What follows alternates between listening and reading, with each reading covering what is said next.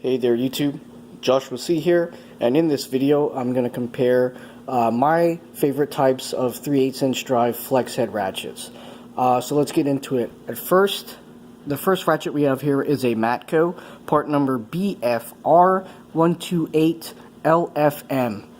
In the middle we have a FLF80A, and above it is the handled version, the FHLF80A. Let's get into it. So the reason I prefer the non-locking version of Snap-on is because if you look at the X models, right, the SX designation, they have a little nub for the adjustment of the head, whether it be, forward or aft, to engage the ratcheting teeth of the head. I don't like it because it sticks out. And it sticks out in literally the most important area. So I'd say in this critical zone, arbitrarily 4 or 5 inches. If you have anything sticking out, it could possibly snag and just be more difficult when working. And you could adjust the joint to make it tighter or looser, however you want it. So yeah, there's really no need, in my opinion, for the locking version. I think you're better off with the non-locking version. Now that I would not say for the Matco. For the Matco, I do prefer the locking. Granted, these mechanisms are very fragile. At the moment, this one is literally broken. That's another, I guess, con for the Matco version. The locking is not that strong. However, I do like the design because it's very slim. The adjustment, granted, it hurts your fingers, but it's very ergonomic, especially when working in tight constraints. You have just a very little stick out. So if you could run it against something and not have to worry about it, right? Another pro for the Matco is the head thickness. If you check out the head thickness, direct comparison between the the Snap-on, you can see that it's actually, yeah, ever so slightly thinner. Now that doesn't make a difference 99% of the time, but if you're really stuck between, like, I guess like a firewall or a shock tower, strut tower or anything, and you really need that extra millimeter, that definitely helps. And the 88 teeth really help too.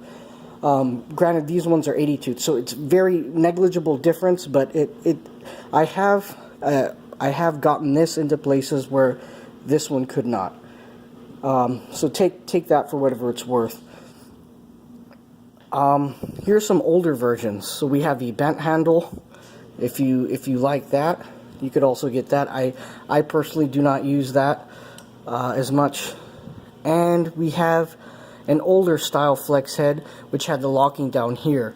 Now it's interesting to note that the older versions actually have the locking in in my opinion, a superior spot. Because check this out. This is out of your primary working zone, right? This is out of the way. The modern ones, like I said, have one right here. So it's I digress, but nonetheless, so these I would definitely recommend locking. Granted, they're fragile, but you could get them warranted, no problem. And these ones I prefer non-locking. It's just one less thing to be out of the way, and less frustration overall. So hopefully you guys take this tidbit and become more informed on your purchase.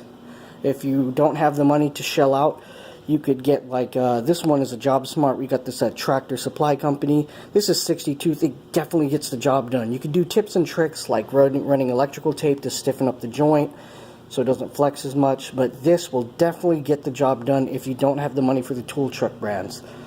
And if you can't afford a flex head, then even something as good as this old SK.